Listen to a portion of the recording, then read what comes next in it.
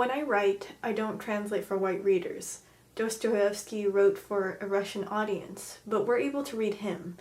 If I'm specific and I don't over-explain, then anyone can overhear me. Toni Morrison. So this is a video response to Choncey Boddington about her video entitled Genetically Authentic Literature? It has a question mark at the end. That is why I tilted my head like that. I'm Ron Burgundy? So go watch her video if you want to see the sort of context behind this video. It's not really wholly necessary because I do go off on a tangent about what she said in the video. She had some issues in reading Beloved by Toni Morrison. Beloved is essentially a slave narrative, and Toni Morrison is essentially Toni Morrison. Choncey compared Beloved to The Help, which is a narrative about the Black experience also, but it's during a different time period, and the author of that book is white. So yes, people do have some issues with The Help. I also have some issues, but I'm not going to be talking about those things. I'm not really going to go into a point-by-point response to Choncey. Choncey did, however, talk about being able to relate to the characters. She essentially put a lot of weight and a lot of worth into her experience of reading these narratives with whether or not she could relate to the characters. Now, I'm not going to criticize or condemn the way another person reads because that is mean. Like, how annoying and falsely superior is that? I'm not going to do that. That's... no. Instead, I'm just going to be talking about the realities of diverse literature and about living as people of color in places that there are not a lot of people of color. So this is just based off of my experience. It could be different for other people. I'm not a representation of all people of color, but yeah. So I grew up with people basing their experience reading narratives with how relatable the characters were. So like, the plot was great, but I just didn't relate to the main character. And I'm just sitting there like, yeah, relatable. So really, every time I heard the word relatable, I did not know what it meant. But I always pretended that I did because I thought relatable was a very default feeling you had to feel. I don't know if you know this, but I am not a white person. I may have the diction and the mannerisms that of a white American, but I don't look like one. My parents were war refugees in Vietnam, and then they immigrated here. They met each other, got married in California, they had 5 kids, and now their second child is on the internet making videos. Good job, Mom and Dad. You are great model parents. I was born here.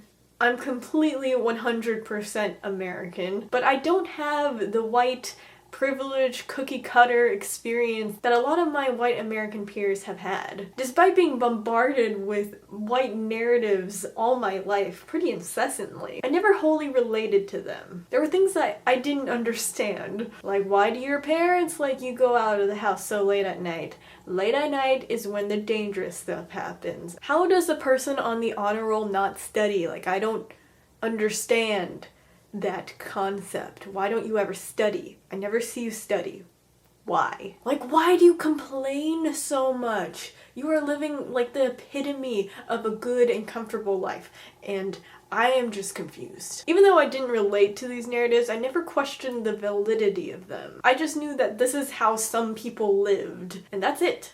That's all. Then later on in my life, when I discovered that there are actually diverse books out there, and I did actually read them, I found stories that I related to, like Chinamen, or Dante and Aristotle discover the secrets of the universe, or One Crazy Summer. And I was like, I sort of relate to these stories. Maybe not wholly, but there's this connection that I had with these stories. And finding these narratives in which I relate to, I didn't really change my mind on the whole idea of the relatable character. I still don't see the appeal of it because I can still like a story even though I don't inherently get a character. I can still love Harry Potter without being like a white British boy who happens to be a wizard.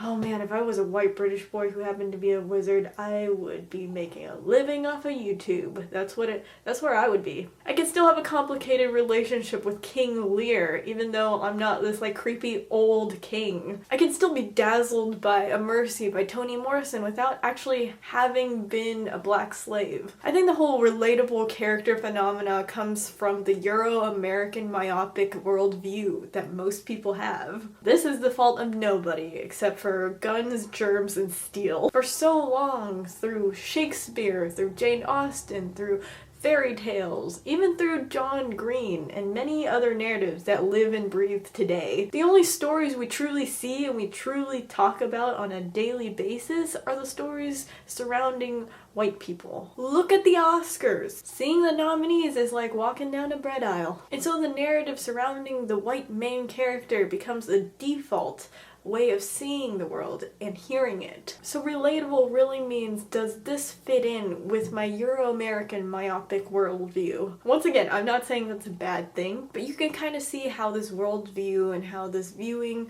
of how life is in fact very marginalizing. When stories or opinions crop up out of this worldview, they tend to be filtered or whitewashed. There are tons of examples of this, but I'm just gonna talk about 3. For example, in the whole Ferguson case and the whole Eric Garner case, Twitter started to trend hashtag Black Lives Matter. However, white people started getting in on this trend and started hashtagging criming while white. At first, I thought this was a really good thing because it got people to be more empathetic and more understanding of this whole situation at large. Then I started to see how it was taking the focus off of the black experience and putting it on how comical white people can get away with doing such dumb stuff in front of cops. Like, such dumb stuff.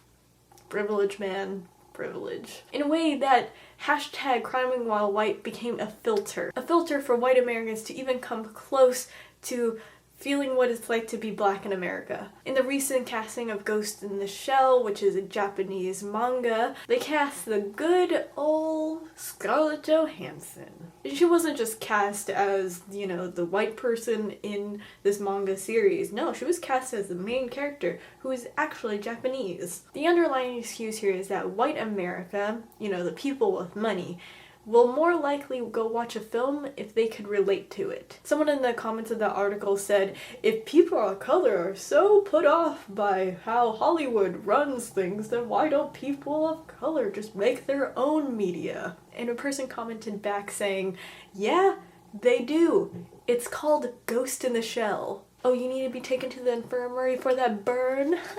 Even Orange is the New Black falls into this pitfall of relatability. Originally, yes, the story is about a white woman who happens to go to prison, and how quirky and cool is that? But her story pales in comparison to a lot of the other stories about the people of color within those prison walls. I read an article saying that people don't watch the show to watch the main character, but the main character opens a doorway to these diverse narratives. And I'm just sitting here like, why can't these people of color narratives just be doorways all by themselves? It's fine to be able to relate to the main character. I think it's a great thing. I think it's important to be able to see yourself in popular discourses so you sort of develop a sense of identity from it. But I think it's way too much to be asking this relatability from every single narrative in the entire world. Because this relatability is very much a construct in the first place. It came from years of colonialism, of wars, of victories, of all of these things that created our society today. If you find yourself not relating to a character,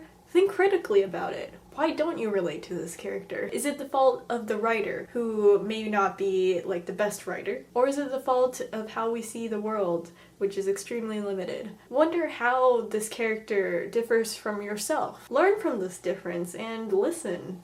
Listening is extremely powerful, especially in reading books. I'm not asking you to totally change the way you read, but just to maybe add an additional app to it. I think I just use like a modern analogy, an app. Just be more open to narratives that you might not relate to. I really just want to give a shout out to all people of color writers because they the real MVPs if you think about it. They have to think about the culture that they're living in, the culture that they're writing in, and how their writing might actually be counter to this culture.